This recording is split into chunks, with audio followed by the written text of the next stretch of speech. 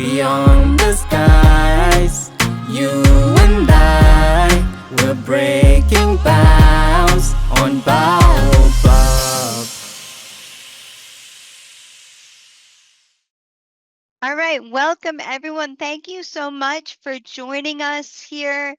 Let me make sure that I can see everyone in chat. Thank you very much. If you could share in chat where you're joining from, that would be great. My name is Elizabeth Macdonald, and I'm here with Sylvia Kunkiebe to talk to you about how to break free from social media comparisons in your career. I'm going to share my screen in just a moment. We have some people. We have some people from Germany, from Kenya, from Nigeria. Welcome.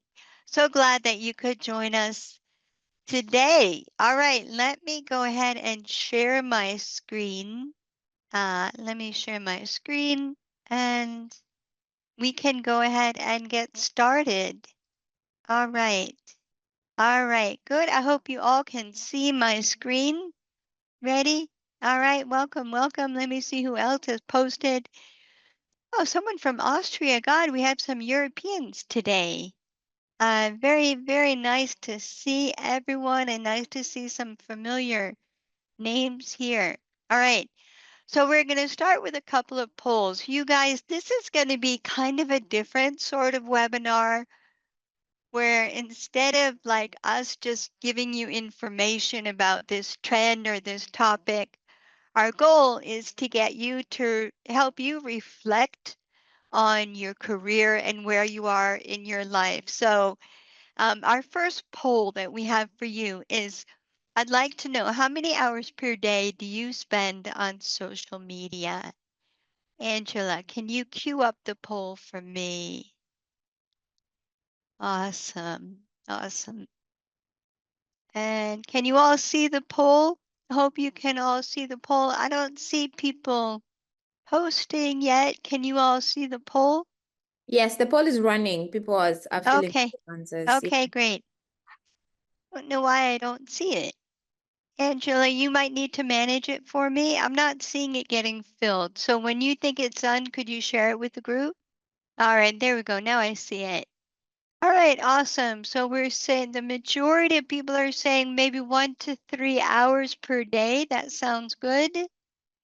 All right, and good, good. Thank you so much. We have another poll for you. I'd like to know, how many years of professional experience do you have? So we have another poll. Good. We have Godfrey from Ghana. Thank you all. Great. And these. How many years of professional experience do you see? And again, for some reason, I'm not seeing it. So Angela, when you think people have finished answering, if you could share it with the group. All right, people are answering in chat. Thank you. Good. So I'm saying 3, 1. All right, Angela, I'm not seeing it. People are putting it in chat. I'm not seeing the poll, but good. So we have a couple of polls throughout. Good. So some 2s, some 3s, very good. Some 5. Hey, Angela, people aren't seeing the second poll yet. I don't know why. Can we make the second poll active? Yeah, I'm trying to do that, Elizabeth, Okay. but it's showing that it's been launched. I don't know Okay. what's happening with the tech today. Okay. That's okay. All right, let's try this. That's okay. You guys, you can put your answers. Oh, there we go. All right, now I see it. How many years of professional experience? So you guys can answer the poll there. If you are all seeing it, you can answer it. And then we have another poll for you.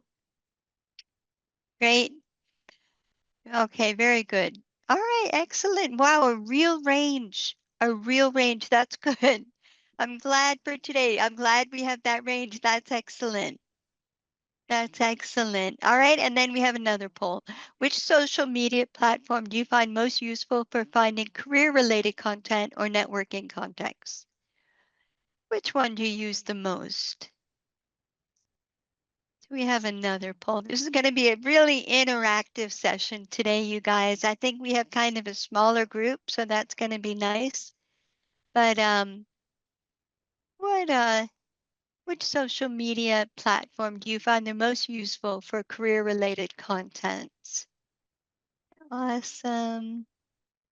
And again, Angela, I'm not seeing how it's being filled up. So there we go. Everyone's saying LinkedIn. LinkedIn is really our preferred medium. That makes a lot of sense. And then our last poll for this segment, we have more polls coming up, but I'd like to know, what's your main purpose for using social media as it relates to your career? Is it 1, expanding your professional network, 2, learning new skills or staying informed in your industry, 3, finding new job opportunities or clients, showcasing your work or building your personal brand, 5, keeping up with industry trends, and thought leaders, or all of the above? Very curious what you guys say for this one. Very curious.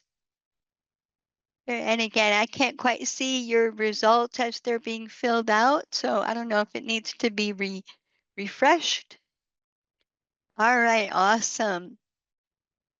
Awesome, very good. Most are saying all of the above. I know that's true for me. For me, it's really all of the above.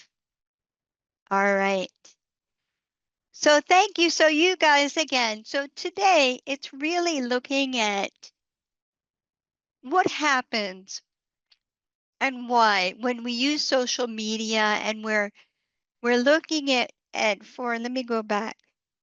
We're looking at expanding our network, learning new skills, finding new opportunities, building your personal brand, following thought leaders.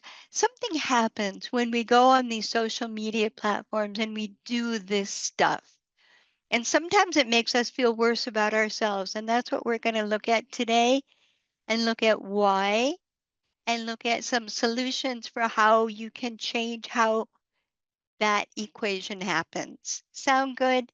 If it does, give me a thumbs up in the chat. If you like our plan, give me a thumbs up in chat, because I'm excited. I'm so excited about what we have to share with you. So our agenda is housekeeping. I'm going to introduce you to our guest panelist. Very, very happy to have her on with us. I'm going to share with you a little bit about the research on social media-based career comparisons. We're going to look at common phases of career progression, and then we're going to have Q&A. And honestly, like the quote unquote lecture part of this is not going to be that long. I'm hoping to leave a really good portion of this so that if you have questions for our expert panelists, that that there'll be time for that. Group rules, please mute yourself when not speaking. Raise your hand or use your chat emojis. I follow the chat, and so if you like what you're seeing or hearing, let me know. Give me a thumbs up or a heart symbol or something. We really want you to be able to participate. Our guest today is Sylvia Kunkiebe. She's currently pursuing a master's in global management at the Thunderbird School of Global Management in Arizona State University. She's a recipient of the Share Fellowship, Thunderbird's most prestigious full scholarship and executive mentorship program.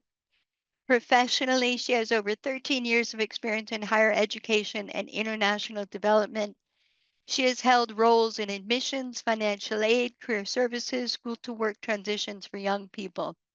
During her time at Ashesi University and Mastercard Foundation, she provided career coaching to Mastercard Foundation scholars and designed and implemented programs that provided young people in Africa with skills, networks, and relevant experiences that enabled them to find employment, start businesses, and advance their careers. So she's really an expert in understanding like career progression, being in different phases of her career. So we're so happy to have her here with us. So I'm going to start. Let's give her, like, show me in chat. Let's give her a round of applause for coming to see us. I think there's an applause emoji. All right, you guys, I'm going to share with you a little bit about what I found with research on social media-based career comparisons.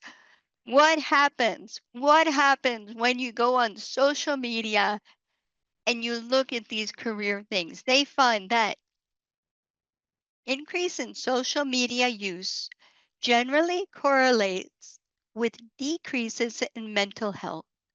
The more social media you use, the worse your mental health. There's a wonderful book out now called The Anxious Generation by Jonathan Haidt. It's a bestseller here in the United States, and he writes extensively about it, of what happens to boys and girls when they're on social media too much.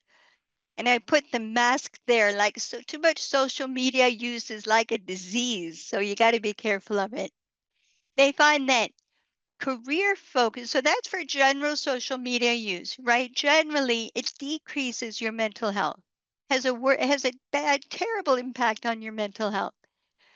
When you use social media to focus on career issues, they find that it affects one's perceptions and feelings about career through that social comparison. And they find two interesting findings. They find that if you compare yourself with people whose careers are worse than yours, then you will feel more satisfied about your career, but you will have higher feelings of job burnout. Tell me, give me a thumbs up if you can relate to that. I know I can. If you compare yourself with people whose careers are better than yours, it will probably make you feel less satisfied with your career. Even the other day, I saw a woman. When I first met her, she was a secretary. She was an administrative assistant.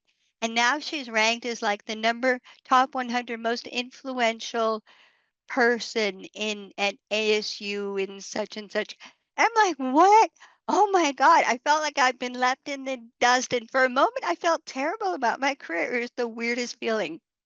Oh my God. But so if you feel that way, it's normal. That's what the research shows. So a comparison with people whose careers are better than yours makes people feel more dissatisfied with their own careers, right? That's just awful. What an awful thing. So what's the right that so but so here you are, you're on LinkedIn and you're networking and right. And every time you go and you see these other people, you're going to feel worse about yourself. So what is the solution? There are a couple layers, there are some layers and layers of solutions, but this first pass we're going to share with you is that research suggests that spending less time in social media improves your mental health and job satisfaction. So just deciding to cut back on social media will make you feel better. Even spending 30 minutes less per day was found to significantly improve people's feelings of career satisfaction. The second major finding was that if you replace the social media interaction with face-to-face meetings, you tend to feel better and you tend to have a more measured, more I don't know, more realistic, more fulfilling sense of your career. So those are two solutions. Cut back on social media and start meeting with people in person. But my question is for you is this one, like, why does this happen? Like, why does this happen? Why do people tend to present themselves in a positive manner and then selectively share positive information on social media, creating an impression of, oh, look at how successful I am, and making other people feel like, oh, I'm so inferior to them, right? We see from someone says they actually froze their LinkedIn phone because the comparison was affecting her so badly. I know. You guys, yeah. I tried to find someone who had deliberately like cut off their social media, but I couldn't contact her because she'd cut off her social media, so I didn't have any way of contacting her. I thought that was funny. But anyway, so like, why does this happen? Why does it happen? So we're going to talk about common phases of career progression.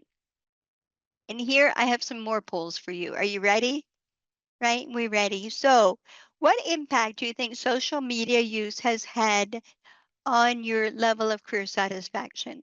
What do you think? Mostly positive, mostly negative, both equally, or neither? And then we have some questions. If you have questions about LinkedIn and finding jobs on LinkedIn, if you can ask them in the Q&A part, I think you should have a question and answer button on your screen. It helps us to more easily keep track of it. So we can absolutely take a look at that. But what impact do you think social media has had on your level of career satisfaction? And we'll take a moment for you guys to respond. And again, I don't know why, Angela, but I can't see the results of the poll. So you let me know when it seems like it's complete. And then we're going to go to both equally. Wow. So you're finding people, maybe that means that you've seen people who are both have better careers than you or worse careers than you.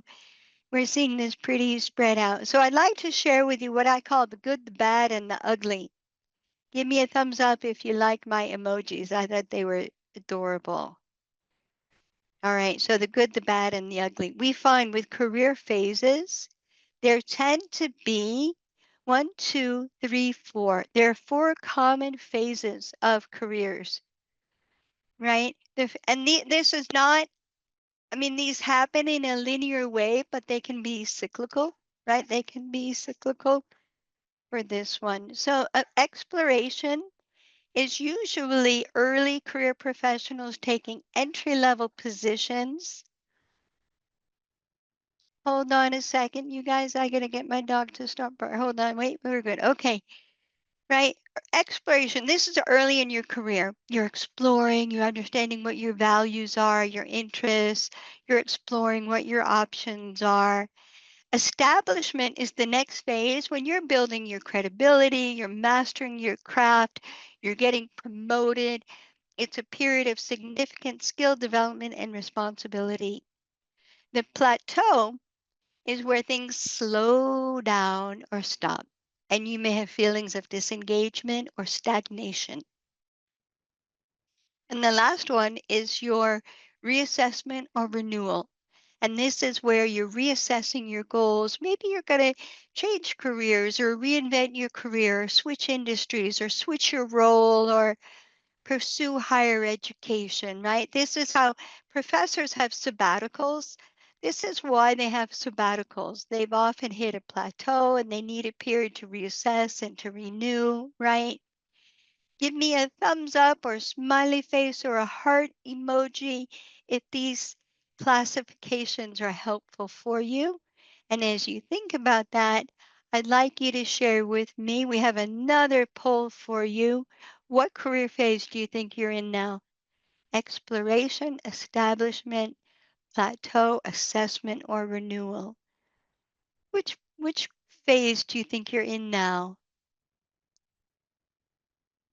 Thank you guys so much. And I'm not seeing the poll, so let me know if the poll is up. And Sylvia, you can share it when you feel like a lot of people have responded. Thank you so much. We're curious, what phase do you think you're in now?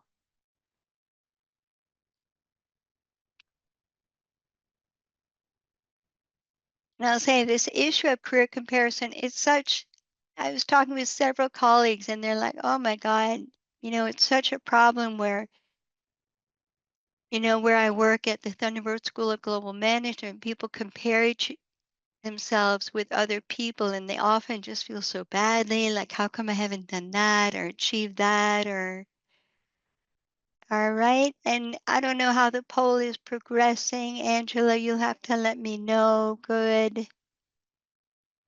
Wow. All right. Exploration, some establishment, a couple plateau, and some reassessment. Very helpful. All right. I have another question for you. Should come up.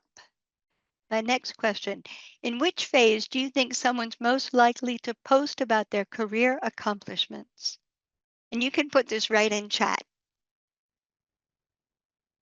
In chat, which phase do you think someone is most likely to post about their career accomplishments? Establishment, establishment,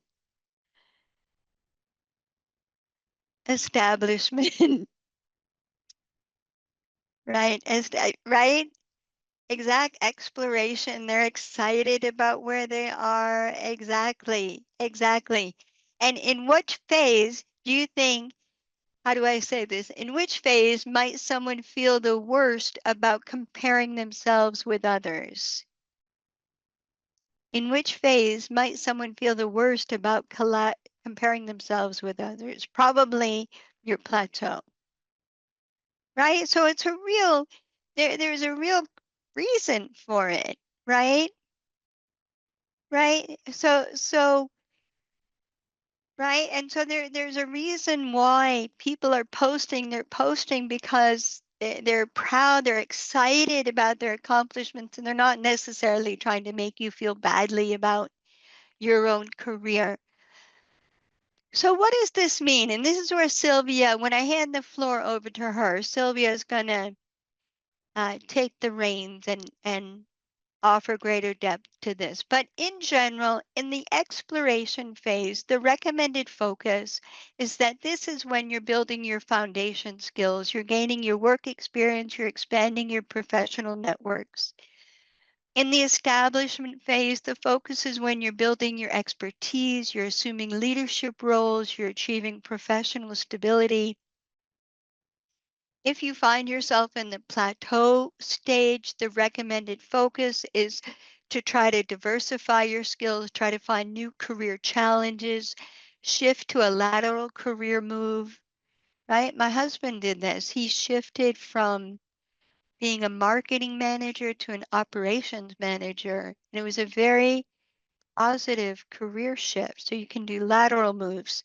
And then reassessment and renewal, this is where you have your upskilling. You may pivot. You may have a career pivot, say, I want to go in a different direction or take on a new challenge. So these tend to be some common phases.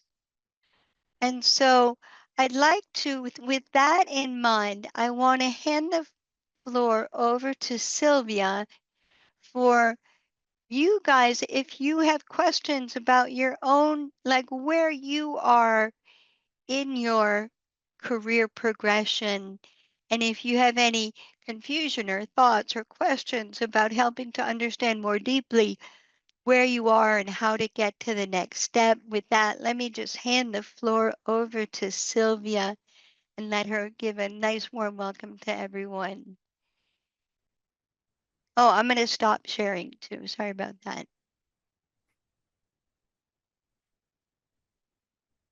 All right. All right. Welcome, Sylvia. Thanks, Elizabeth. Welcome, everyone. It's such a pleasure to be here with you today. Just if we can put in the chat, I just want to get a sense of how you're feeling so far about the information that you've received. What have you heard that sounds interesting? Is information relatable? Has it sort of given you any questions or things that you want to, delve deeply into?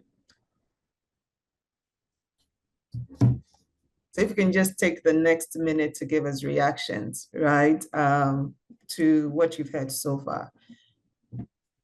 And maybe it'll be good to compare it to why you joined the session to begin with. Yeah. And whether you're getting what you came for. So it's awesome, interesting. What is making it awesome? What is making it interesting? What is making it super for you? Specifics will be really, really important here.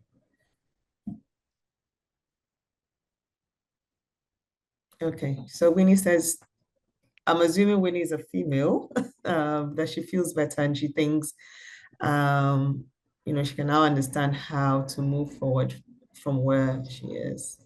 So Winnie, and I guess I'm also curious, like Winnie, does she feel like she's in a plateau? Oh my God, now we're getting a lot of responses.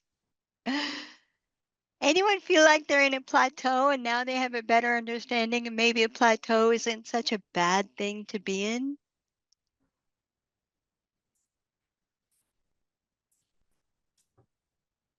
Not everyone is at the same point. Yes, the session is being recorded, I believe. I Yes. think it will be Yeah. available. So if Yeah. you joined late, no worries. Okay. Okay. So generally, it looks like, yes, we're learning from it. It's relatable to a lot of people, but it's also provided tools to others to be able to navigate from where they currently find themselves now. What I'm going to do with you is just, a question and answer session, but I'm going to preface that just sharing a bit of, just my own journey and experience with different phases of careers. And like Elizabeth mentioned in the introduction, I used to do career advising at some point. And so I have experienced this, different phases of several young people graduating from university. And so I will be sharing that experience with you. Please feel free to post your questions in the chat. I will be monitoring them and try to answer them as much as possible as we go along. Okay. So I will start from when I did university. I did university in Ghana, and undergraduate is a 4-year degree, but I completed mine in 5 years. And it was intentional because I was studying French and I didn't want to study French and leave school with a certificate. I wanted to leave school speaking French. And if I wanted to speak French, it meant I needed to take a year off school to go and learn, French in a Francophone country and come back.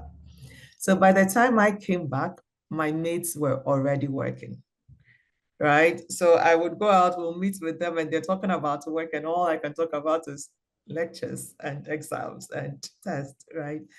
And it was, when you think about it, you've been with these people in secondary school, in primary school, you're like, oh, you're smart. You should, everyone is expecting that you're working. And when people ask you, so why are you working now? Because we all went to school together and everyone is working. And you still say you're in school, then you almost feel like explaining why. And at some point, I just decided, you know what, I don't need to explain to anybody. Nobody paid my school fees, right? I decided I want to do this and I understand why I did it. And so I started working a year after everybody else who was in my cohort in school started working because I graduated a year later. Not because my grades weren't good, but because of a decision I took. And down the line, right, I did apply for a job, my first job at Ashesi University. I had no experience for that job. They were looking for someone to set up an international programs office. And I remember going into the interview and somehow they had a board of the shortlisted people. There were about 30 people shortlisted. And I knew I didn't have the experience for this. When I went into the interview, the only thing I spoke about was the fact that I had been an international student before because I spent a year studying abroad for my French education. And because of that, when I came back into school, I was made, I was put in the international students hostel to help international students settle into campus. And based on that experience, I understand what international students need because I've experienced it and I've also, experienced being the one receiving them. And that's how I got the job.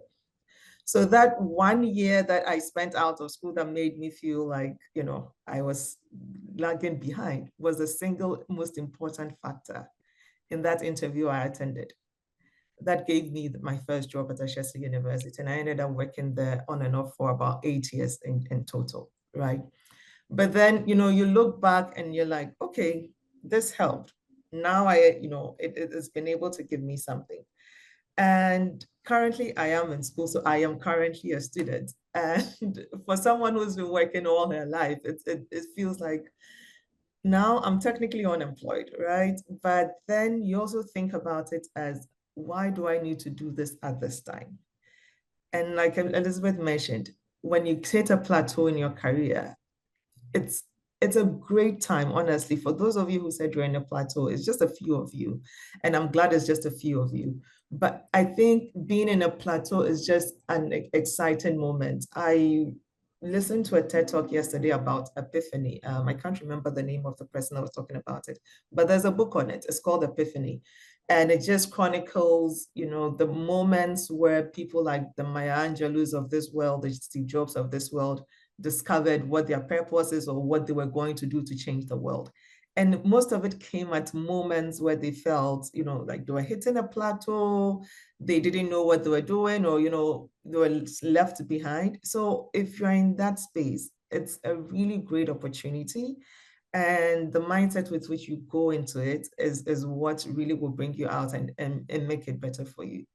I have, taken a break from work. Essentially for the next 2 years, I'm a student, I'm in school. I don't earn an income. I don't have a job title. When I fill forms, it's the funniest thing, like when they ask for job title, I'm like, wow, a writing student. It just sounds odd, but yeah, that's what I am now.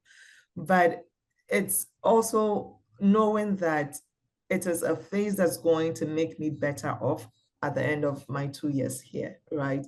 And in this time, you would go on LinkedIn and see your peers, doing exciting things, being promoted, doing all of those things.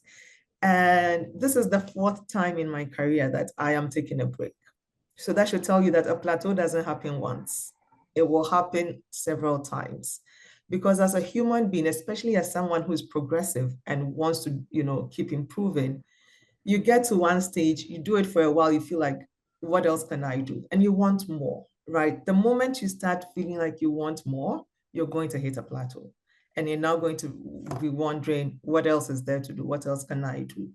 Right. And so those moments will come. What is most important is how you prepare yourself within those moments.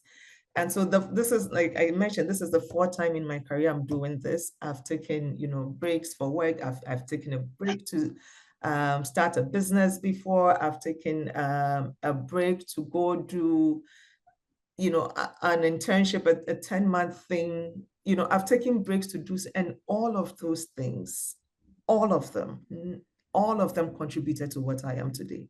They gave me clarity of purpose, clarity of the career I want to have, clarity of what exactly I wanted to be working on, right? And where I want to take my career to, in terms of the next stage. And so those plateaus will happen. And when they do happen, I think for me, the most important thing is to go back to whether you have written this down or it's in your head or you've discussed it with somebody. I mean, not everyone likes writing, or keeping a journal. Sometimes you have people that you talk to about your career, and you may have had a conversation with them 2 years ago or 3 years ago. Go back to them and say, you know what, this is how I'm feeling. I know we've been discussing this. What do you think? And they will be able to draw you back to, you know what, 2 years ago, this is what you told me you wanted to do. Has that changed? How has that changed, and why has that changed? And how do you then, you can have that conversation, especially if you haven't written it down. But if you have written your career goals down, go back to it and reassess it and, figure out why you're feeling the way you're feeling and what in your career, what you're not meeting at this current time that is making you feel like that. Maybe I'll just pause here and look at the questions so that I don't, skip anyone. So we have a Okay. question, yeah, from. No, I don't think they're just comments, right? No, there's one in the Q&A. So there's one from Ifiolua Ogwansuzi. What is your recommendation for a 32-year-old who has reached a stage of reassessing his career in agriculture and trying to shift to another career like tech? That's a really interesting question. Ifeolua. So I would, first of all, maybe just starting from where I just left off, going back to what your career plans were from the beginning, right? Sometimes we find ourselves fixated on an industry or on a role and not necessarily on what you're going to do. And I was telling Elizabeth earlier that I used to think that I wanted to teach because I enjoyed, learning and telling people what I have learned or teaching people what I learned. But then working in a university made me realize teaching wasn't my calling. I just couldn't, the whole marking of scripts, research. I hate academic research. I can do research for anything under the sun, but the moment you make it academic, I don't want to do it. I'm not interested. I can read anything under the sun, but the moment you make it academic, I lose interest in it. So I realized quickly that I don't want to do teaching and research and marking scripts, right? But I knew I enjoyed that. And as I worked in career services, as I did my own, consulting and stuff, I realized I enjoyed facilitating, which is basically, providing knowledge, information to people, but not in that academic context. So I would enjoy doing the research to find all of that, create activities, and I enjoy doing that. So I'm saying this to say that sometimes we fixate on a role because that is what we know, and you can't think beyond what you know, really, but sometimes it's good to explore between, okay, if I'm interested in tech now, what is it about tech that I am interested in?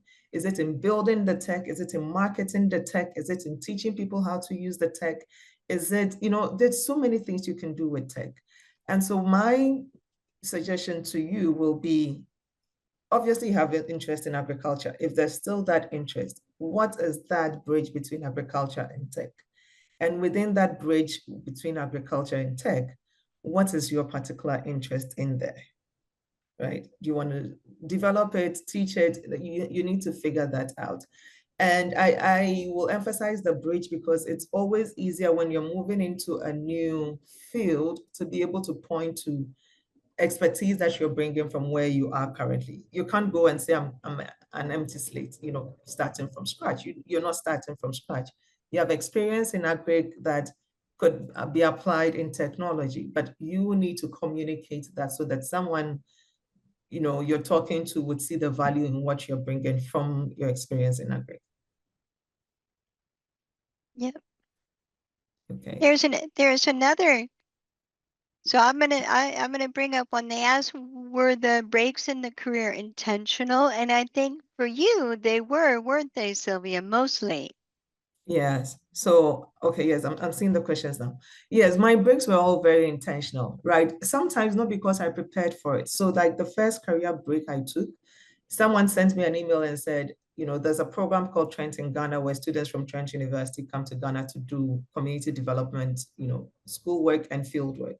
And they look for 5 Ghanaians sponsored to join that program in the class, and all of it's 10 months. And this was after me working for just 1 year. My colleagues were 2 years ahead of me. And I was like, you know what could happen? Someone is paying for this for 10 months. I'm going to learn a new course. I'm going to get a certificate. I'm going to get work experience. So I left. And I knew it was for 10 months. But that experience is what has landed me into what I'm doing today. It just clarified for me that I was interested in education, interested in working with young people, interested in working in, with people or communities where they don't have resources. It was that single moment that clarified for me at a very young age that this is what I wanted to do for the rest of my life. So I took an opportunity that presented itself. Right? It wasn't that I planned for it. I really hadn't. I wanted to get work experience. The others, all of them I planned for. So there was, my first one, I wanted to go to school. So I left. It was a plateau moment. After that, I also took a break because I had my son and I felt like I want to be, home and take care of my child. The third one, I, also felt like I wanted to expand beyond higher education in terms of the work that I do work for young people, not just in universities, but work with people in other places, secondary school, out of school youth and all of that. So I left to start my own company.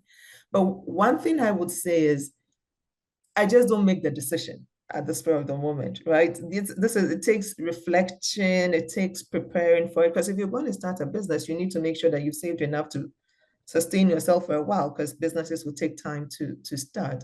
You need to make sure that before you start that business and you leave your job, that you've spoken to people, your network knows what you're about to do. You already have, people considering contracts with you. things like that. So prepare for it and then leave. But yes, most of them have been planned. I plan to come to school this year. So I did apply, even though my first experience with Thunderbird was in 2020, right? So it was always at the back of my mind that I want to go to school one day to improve my management skills. And I applied, I got the share fellowship. So it just made sense that I take the break now. So yes, they're intentional, but it takes a lot of planning as well. But sometimes you don't plan for it. A good opportunity comes, you take it. Okay, so Divine is asking what to do if what you want to pursue differs from the course you studied at university. Okay, let me combine that with, there was a question. Oh, sorry. That I It can was sort of the same one of like, do you plan for it or do you? Yeah. Hold on. Let me look. The answer was, do you ever think twice about taking a break? That was the one. Sorry, that's it. Do you ever what kept you on your feet amidst conflicting decisions? I'm not sure I understand what kept me on my feet amidst conflicting. Maybe if you can clarify the question, whoever asked it in the comments, I can get back to it. Maybe Peace Gracious add a So clarification. there's also one about managing your finances during your plateau. So I'll take the two from Okay. Divine and Agnes. So Okay. if your course differs, and I think this is a different conversation, right? But sometimes we fixate on courses and what the course name is and all of that. Really, when you go to work, nobody asks you what course you came into this with. So I used to work at the Mastercard Foundation.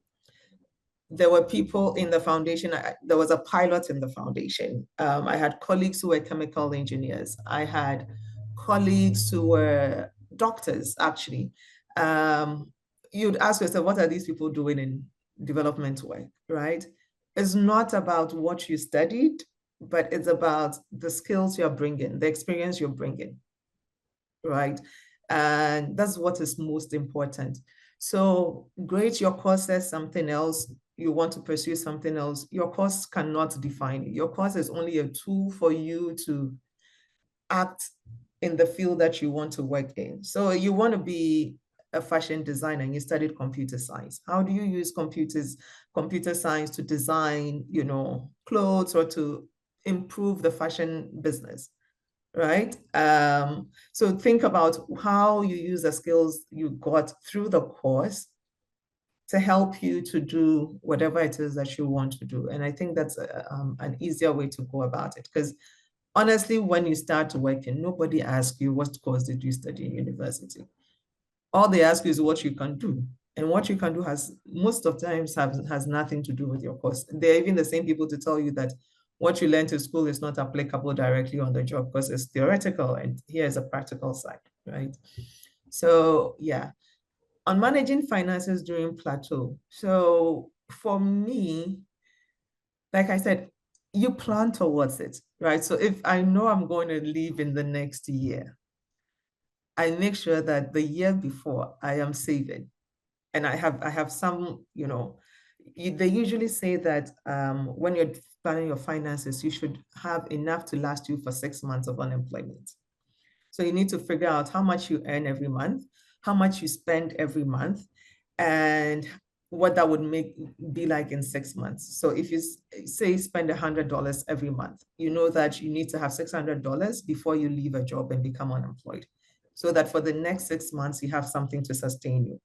But if you know you're going to be away for a year, then you know that you need what, $1,200, right? Because you need to, make sure that that is sustaining. But beyond that, I always reach out to people and let them know I'm going to be out of work, but I'm open to consulting, or I'm open to doing gigs for you. I'm open to doing, whatever.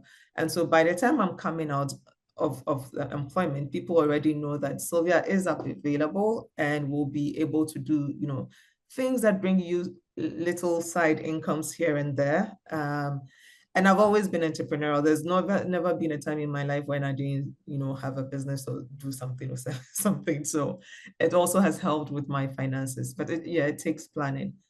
And also to say that I am married. So it helps when your partner is also gainfully employed, because then, you know, they do take care of most of the cost of running the household. So yeah.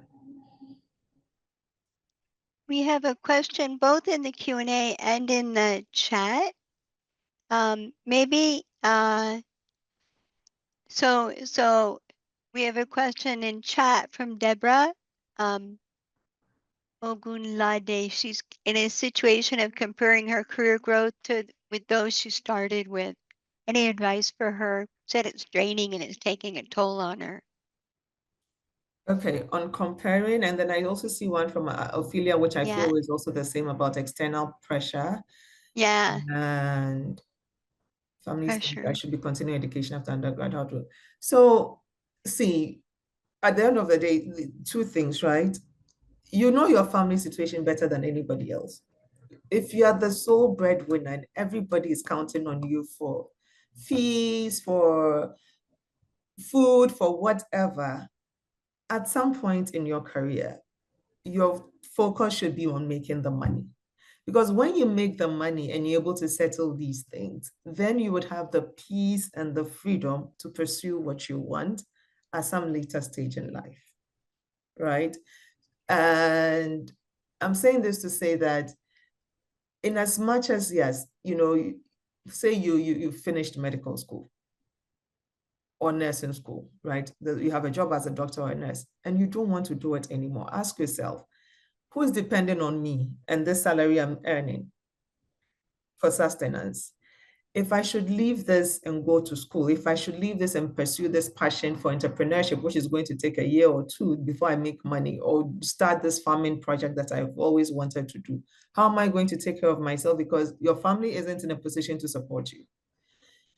Now, how are you also going to take care of them so that they don't bother you? Because family pressure is going to give you mental problems even more than social media. Trust me. Yeah, it's worse than social media and on your mental health.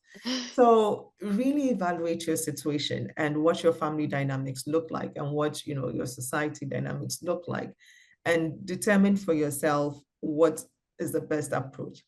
If people are depending on you, then yes, for your own sanity, peace of mind, make sure that if you have a job that's paying you well, do it and make enough so that, you know, you can educate the people that need to be educated, you can provide the food for people that need food and all of that. And then save enough so that at some point, like when your siblings are well off, they're, you know, also starting working, you can now decide to live for yourself. At the end of the day, we don't live just for ourselves, we live for, you know, everybody else. On the comparison bit, what I would say is it's natural that you will compare. You would, you know, see something pop up on LinkedIn, the usual, I'm happy to announce that, you know, and then you're like, oh my God, what am I doing with my life? And I think sometimes it's also looking at how people are really not telling the truth, right? I used to see these memes about how people would describe achievements on a CV. So someone changed a light bulb and they'll say that they employ the whatever to fix the perpendicular whatever of the light. You know, very simple things. People will exaggerate them to make them feel good and better about themselves.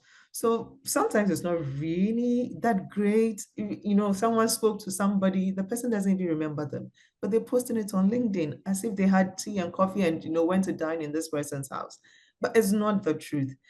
You can't stop yourself from comparing because it's natural. But I think in comparing, for me, what I like to do is be happy for whoever it is and say, wow, that's really nice. If I get the opportunity, like, you know, this is something I can also experience, or I can put it down as, you know, one of the things to also try to do as part of my career, because maybe we have the same career paths or things like that. So look at what other people are doing, but look at it with a learning lens of what's out there that I can also do or experience.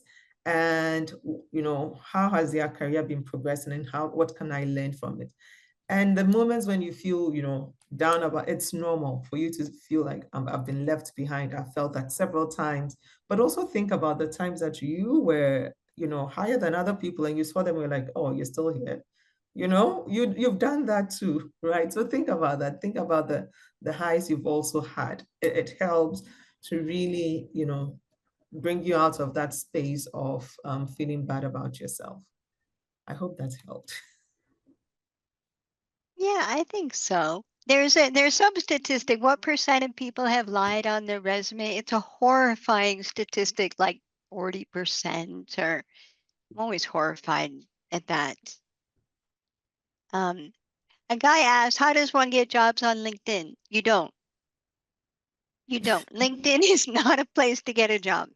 It's a place to network, to explore career trends. So I'm going to answer that one quickly. So I see a question in the chat about what about finishing your course and feeling like you don't have what is required.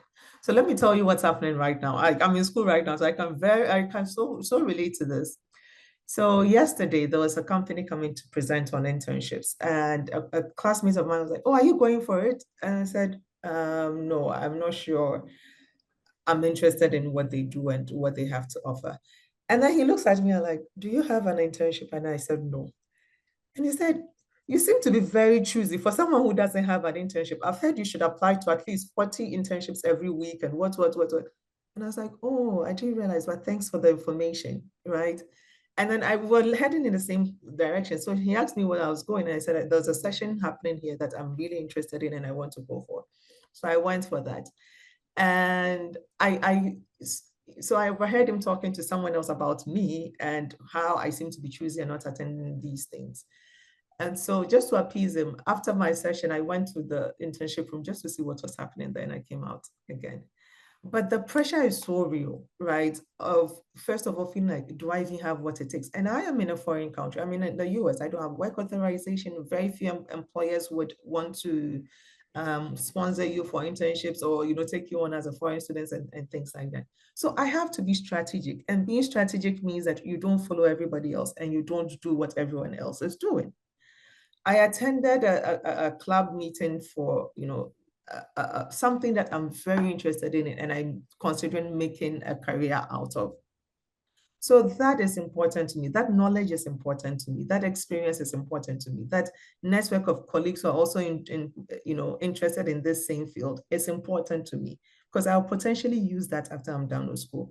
But this internship, really, at my age and with all my work experience, to go back and work as an intern and be doing what? Forwarding emails and responding to phone calls is a waste of my time, a complete waste of my time at my age and with my experience, not at yours, right? If you're just starting work.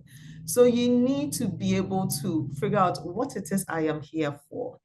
And so, yes, people are rushing to do all of these things, like my classmates, because of that feeling of inadequacy, that feeling of I have to do everything and prove myself everywhere to everyone. But you are you, and your experiences and your aspirations are very unique to you. So strategize around that. You can't be everything to everybody. At the end of the day, it's individuality and uniqueness people are looking for. So look for what makes you different and what sets you apart. And, just emphasize that. Like I mentioned, my first ever job that I got in HSC, I didn't go there because I was experienced. I got there because I said I was going to tell these people that I have been a foreign student in a foreign country before, so I understand what foreign students would need in a foreign university. And I've also been someone who has helped foreign students officially to settle in my university campus. So I understand how to do that in Ghana, in a university. That's all I went to tell them because I didn't have any experience. I had nothing. And I got that job. So just think about what is that experience that when you speak about, not a lot of people can relate to or can have the same story as you. And use that, honestly. And it's such a testimony for being authentic and being honest. You don't have to lie. You don't have to pretend to be something that you're not, right? Exactly, exactly. And I think that, so someone says they've been applying their whole life on LinkedIn and no offer. Sometimes, yes, you may find jobs that are truly open on LinkedIn. But a lot of times I feel like they're also recycling jobs because you see a job that was closed years ago and is still being advertised and all of that. Like Elizabeth mentioned, use LinkedIn for networking. And if you're networking, be authentic. because there are millions of people on LinkedIn. How is someone going to remember you from all the other people who said happy to connect, right? So be authentic in that network and ensure that you're connecting to someone because you're interested in something that they are doing and you genuinely want to learn. But also make sure your profile is sound, right? Because if you connect and they go back to the profile and it doesn't really tally, they don't see any professionalism in your profile, it doesn't help. I'm not saying have a lot of experiences. It's not about the number of things you write there, but it's about the quality of what you put there. I think we have another question of what do you advise about having mentors in the early stages of your career? Yes, yes, yes. I think mentors are great in whatever stage of your career. If you can have a mentor, absolutely go for it. I would say I'm doing this course today because a former boss of mine who I do consider a mentor, sat down with me. It was one of those moments where you feel like you've plateaued. You're like, what am I doing and what am I contributing, right? And so I was having this conversation with him, and he was my boss. And he's like, Sylvia, you know what? You could really benefit from an MBA program, right? Because you understand the work, the operations of it and all of that. And the next level for you would be a managerial thing. And then, we spoke about the MBA and I was like, I'm not sure I like this MBA thing. Like it doesn't sound like me. But I do understand that I need managerial experience. So it was because of that conversation that when I first visited Thunderbird, it immediately resonated with me and made sense. Because it wasn't a typical MBA, it was more focused on managerial. So I came back and to him and I told him, I have found the school I want to go to. And I showed him the school. It was like, this sounds like you and you should definitely do it, right? So it helps. Having a mentor for everything that you're doing helps, because it doesn't make sense for you to go read books and all of those things when someone in 10 minutes can really download years of information and knowledge to you. So seek good mentors, not just any mentor, a good mentor. When we were talking about this session, Sylvia said that she has people she's mentored who come back later in their careers when they're in that plateau phase or maybe that reassessment phase, and they come back to her for advice and recommendations. And I think that's such a testimony of how mentors are so important and so valuable. Mm-hmm. And that just even reminded me. So talking about comparison, let me even tell you about my experience with comparison. So I used to be a career advisor, right? And so imagine yourself seeing your student from year one who literally couldn't figure their left from their right, graduate after 4 years of education, and they come to you and say, so they have a dilemma. I have this offer from this company, like two of us, I don't know what to do. Like the salary on this one is good. This one is also not bad, but they're offering all of these. And you look at the salary, right? And it's probably 2 times your salary. And you've been working for what? At that point, like 5, 6 years, and your student, who you just saw like a couple of years back, come in fresh, is earning more than you, right? But then at the end of the day, it's their time and their industry and the opportunity they got. I can only be happy for them and advise them on, so sometimes they're telling you, oh, I want to renegotiate this and get something higher. They're saying in my head, hey, if I could only get half of what you're getting, my life would be better, right? But life is in stages. Life is in stages. You will see people do so well, start, and sometimes they even fall off at the end, at some point, but they pick themselves up. You may not start off strong, but eventually you will also get there. So yes, I mean, if you think you've had it bad, put yourself in my shoes when you see your students, way better than you. Oh, boy, I can relate to that as well. I think there's another element of, it seems so cliche, that Steve Jobs quote of you can't connect the dots looking forward. I'm sure you've all seen that, his Stanford commencement speech. where he says you can't connect the dots looking forward, only looking back. So sometimes when you're in that plateau, you don't quite know what's ahead, but there's something coming. And sometimes you just don't quite know what that's going to be. Any other questions for Sylvia? I think that's it. Our Some of you are mentors. interested in laughing at my experience. You're not asking questions.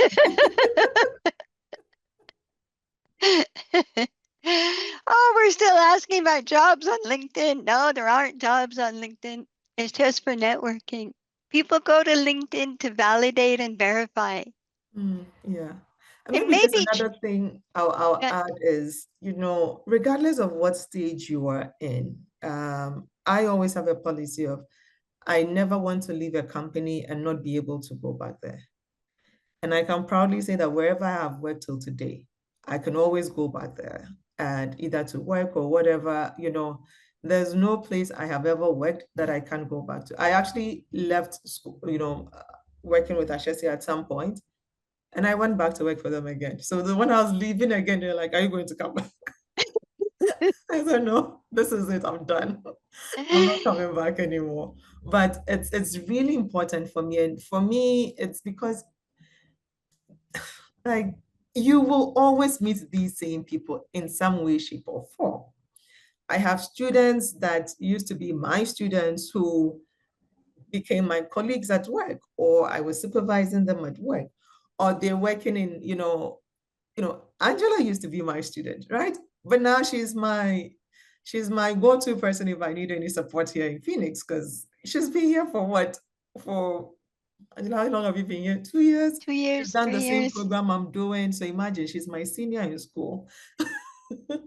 Right? But I'm able to approach her, I'm able to talk to her, I'm able to go to her because we've always had a good relationship, right?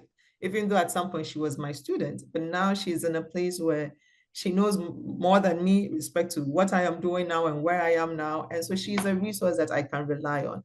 So make that something that you always live by. You won't always like your colleagues. You won't always like the people you work for. You won't always like the job you're doing.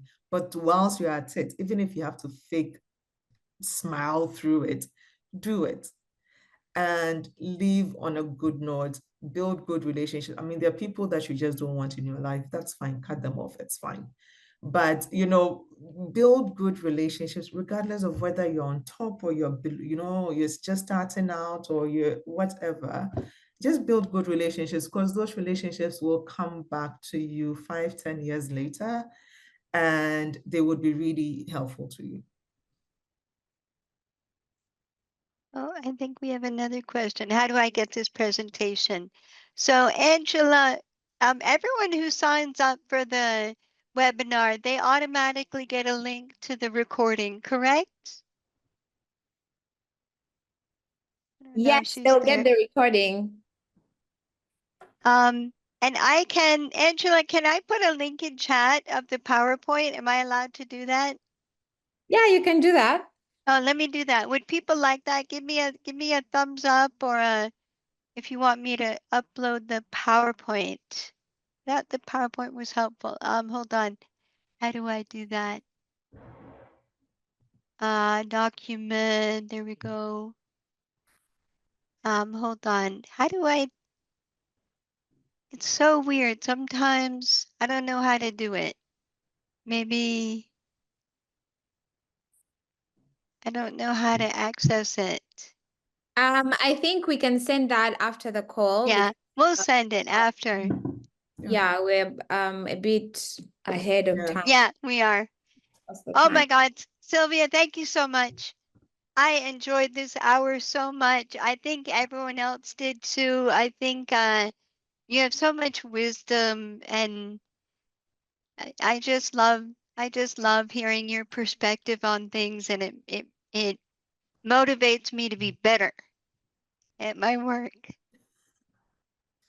Thank you. Thanks for the opportunity It's and nice. thanks you guys for the questions. I hope this has been helpful.